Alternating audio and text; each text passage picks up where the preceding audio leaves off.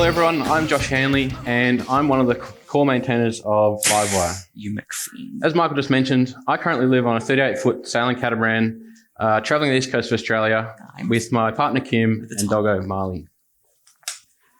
Today we're going to talk about building a maintainable Livewire application. Well, I don't have much to say, but I know that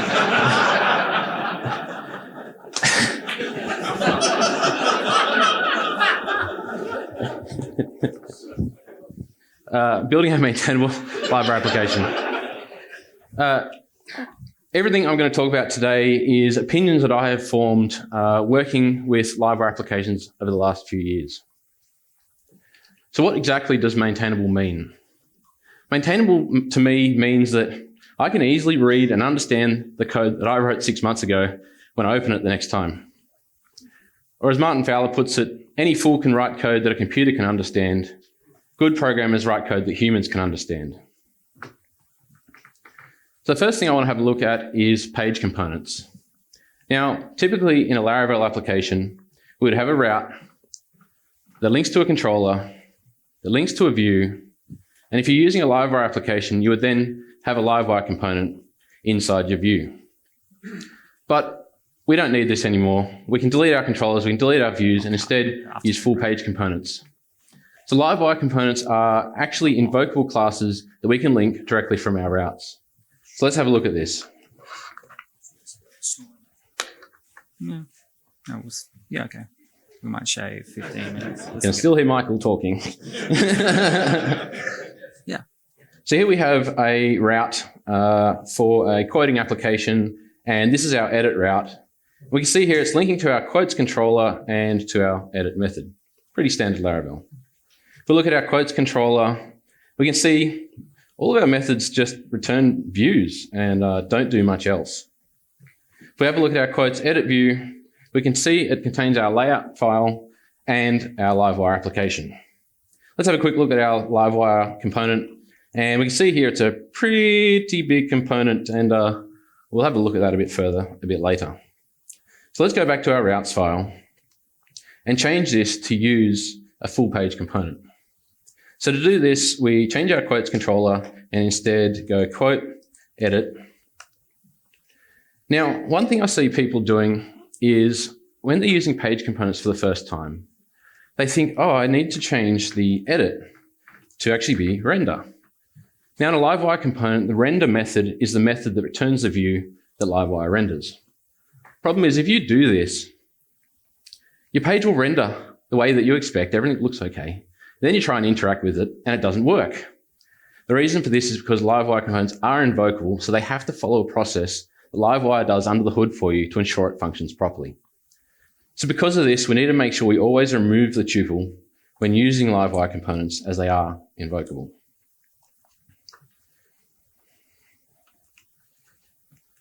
Next thing I want to talk about is following a naming convention. When we name our components, in my opinion, we should name our components using verbs. Now, I don't mean the verbs that Daniel is going to introduce later today. What I mean is, instead of saying quote edit component, we're going to say edit quote component, which is the action that your user is going to take when they interact with your components. Or as another example, we've got the quote approval modal, which becomes the approved quote modal. Next thing I like to do is any page components, I like to suffix with the word page. This just means I can quickly and easily distinguish the difference between a page component and a Livewire component, even though internally there's not actually much difference. So for example, we have our edit quote component, and we'll just put page on the end, so we have edit quote page. Next, I like to suffix any other components with the word component, or sometimes I just tend to leave them off with no suffix at all. But as an example, we have our approved quote modal, which would be approved quote modal component. Next, I like to organize my components into folders. Now we can organize them by function or by domain. The reason I like to do this is your Livewire folder, which contains all of your Livewire components, can tend to get quite big. So if we were to have a look at by grouping by function, we can see on the screenshot on the left, our Livewire folder has 3 folders: components, forms, which we'll talk about forms later, and pages. The problem with this, in my opinion, though, is the pages folder and the components folders can also get quite big in a big application. So my preference is to actually group by domain. So on the right-hand side here, we can see our Livewire folder now contains two folders, contacts for our contacts domain and quotes for our quotes domain. We can see in our quotes folder, we have our approved quote modal. Yes, I dropped the component off the end. We have our edit quote page. We have our quote form. Again, talk about that later, but I like to keep everything contained within the domain. So next thing I want to talk about is computed properties. In Livewire, we have a concept of a computed property, which is a way to derive a property based on other properties or other things going on in your application.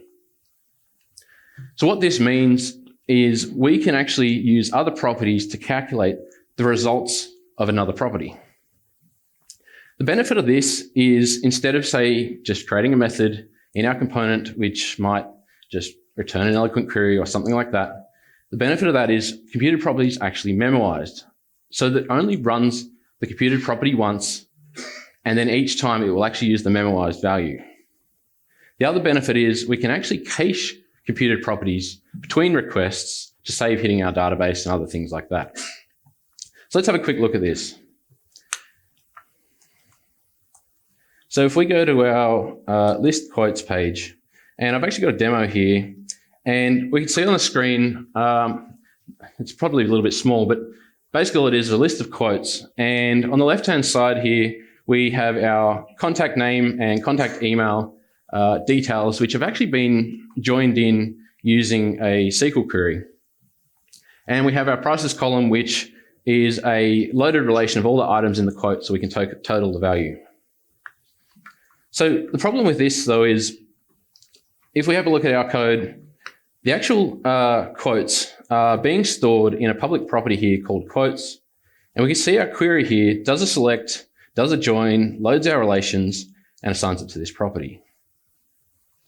Problem is, if we go back to our browser and we make a Livewire request, our contact details disappeared, our prices disappeared, and we have no idea what's going on.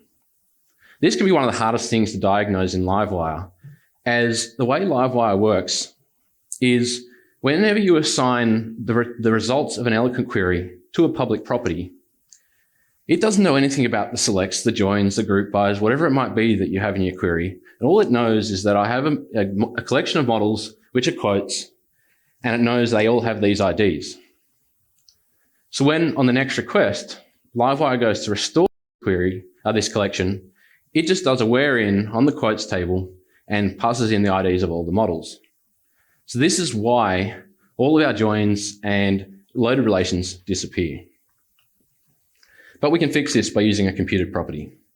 So let's extract our quotes query into a new function, which we'll call quotes.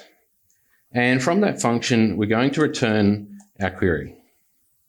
Now, to get this to work, we need to add an attribute called computed to our function, which tells Livewire that this is a computed property. We now no longer need our mount method, so we'll delete that. We also need to delete our quotes public property because this will actually conflict with the computed property. So the last thing we need to do, though, is in our view, where we for each through our quotes, the view, Livewire actually makes all public properties available to the view for us, but a computed property is not a public property. It's actually derived from the component itself. So we actually have to ensure we prefix this with this quotes. So if we refresh our page again, we can see everything works as it originally did. But now when we make a Livewire request, we can see everything still works the way it did before. Problem is, though, we might have an expensive query running, and if we look at debug bar, we can see that on this extra network request, we've still run these queries. So what we can do is we can enable Livewire's cached mode by going back to our computed property and adding cache equals true to our computed property attribute. If we refresh now, everything still loads, our queries run the first time the page loads. But when we make our Livewire request, all our data is still there, and yet no queries have run.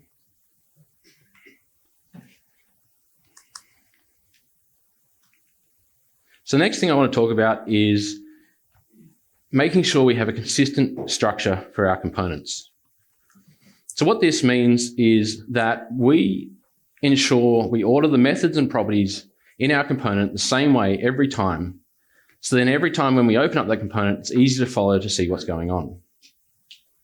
The way I like to structure this is I like to follow Livewire's lifecycle methods, which gives us a guidance on the order that these should be in. So let's have a look at that. On our initial request, Livewire fires a boot method. It then calls our mount method, calls render, and finally dehydrate if we had any methods like that. But on any subsequent requests, boot fires, we then have hydrate. Then we have update, which what that is any updating or updated component hooks, but also any updating or updated property hooks such as updated foo. Then any action methods get called. So these are public methods that have been bound from your front end using something like WireClick. Finally, we have render and then dehydrate. So when we merge these together, we get something that looks a little bit like this. And this is the order that I like to structure my Livewire components in. So let's do that. So we'll pull up our edit quote page component, which is this real long one that I showed you before. And let's collapse it and just have a look at some of the methods we have available. We've got our public properties at the top, which is our data. We have validation attributes, which Livewire uses to validate your data. We have a public method called save, protected function rules, which is again for validation. We have a computed property here. We have a protected function, which is just an extracted function that, to help us with our business logic. We then have an updated hook, our render method, and then at the bottom we have mount. So you can see whoever built this has actually just put them wherever they felt when they did it. So the first thing I always like to do is I find the mount method and move that to the top of the page below all of our properties. So we'll put mount there. And next thing is any updated hooks. So we'll go and look for our updated contact ID and we'll move it up. Close it. Next thing we have is we have our save method, which is an action, which we might just leave that there. We have our rules method, which, although it's a method, it is used by Livewire. It's not really a method that we would actually need for ourselves in our component. So I actually like to put it with the other validation properties up the top here.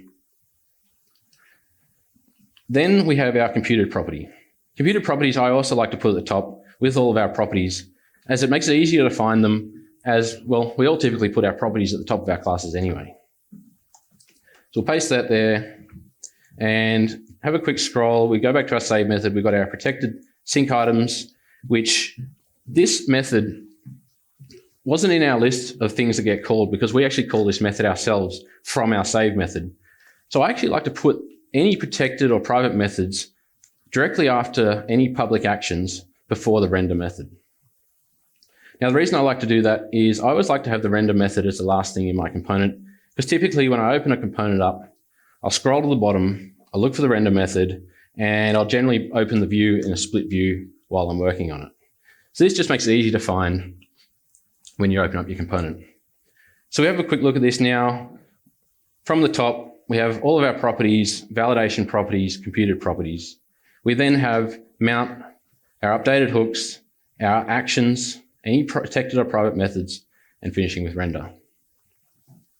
If all our components are structured this way, for us and for our team, it means everyone can quickly and easily understand what's going on in the Livewire component because they can follow the flow every time they open it.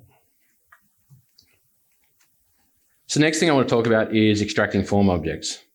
Form objects are very similar to Laravel's form requests in that they deal with validation of any data coming from the request. The one difference between Laravel's form request and Livewire's form objects is Livewire's form objects can actually contain public properties, which allows us to extract these off our component and put them into our form object.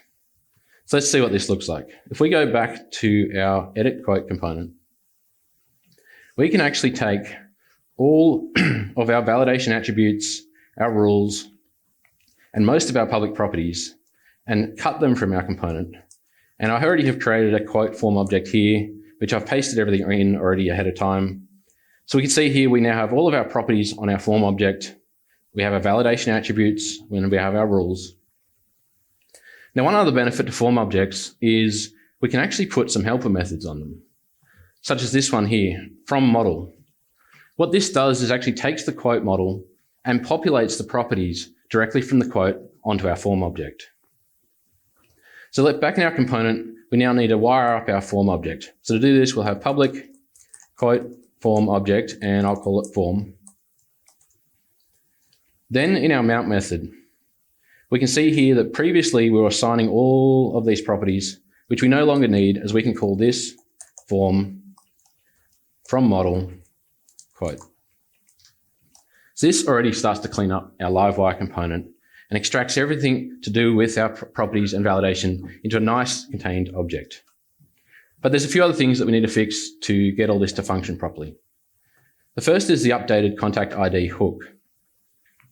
Previously, this would work because we had a contact ID property on our component, but that's now on our form.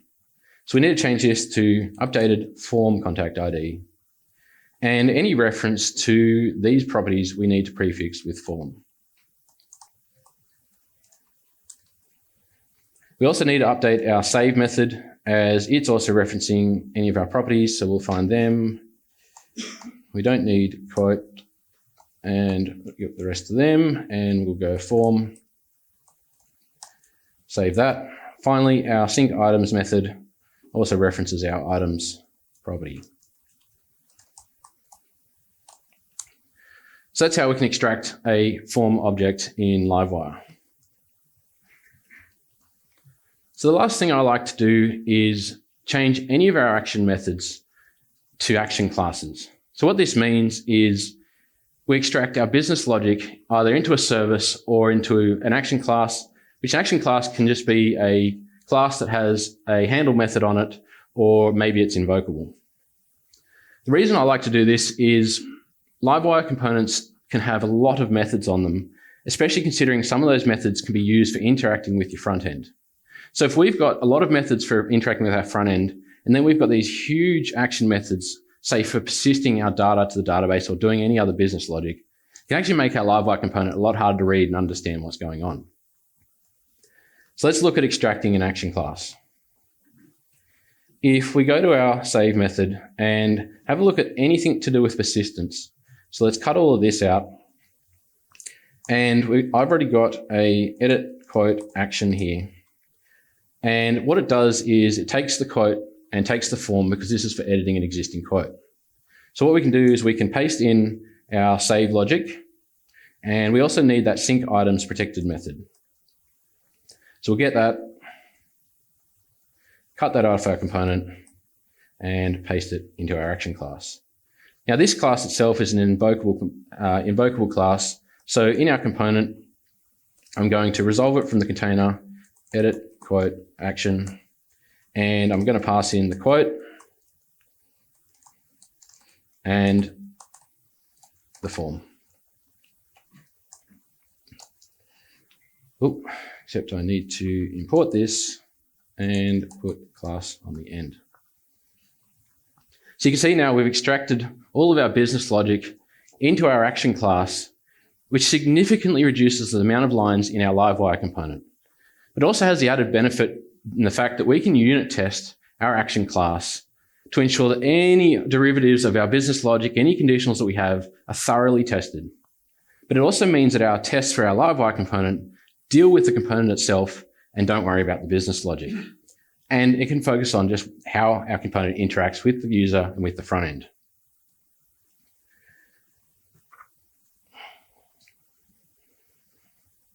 So just to recap, we looked at page components, which removes the need for controllers and views by linking our Livewire components directly from our route. We looked at following a naming convention, which makes it easy to find and have our components nice and organized. We set up a consistent component structure so that we can ensure that every time we open a component, whether we wrote it or someone else, everyone can follow the flow and understand what's going on. We use computed properties to ensure that we don't have any problems with our queries disappearing on us and ensuring we can actually make use of Livewire's memorization and caching abilities. We extracted form objects to remove our validation out of our component into a dedicated form object. And finally, we reduced our action methods by extracting all of our business logic into action classes. And that, to me, is how you build a maintainable Livewire application. Thank you very much.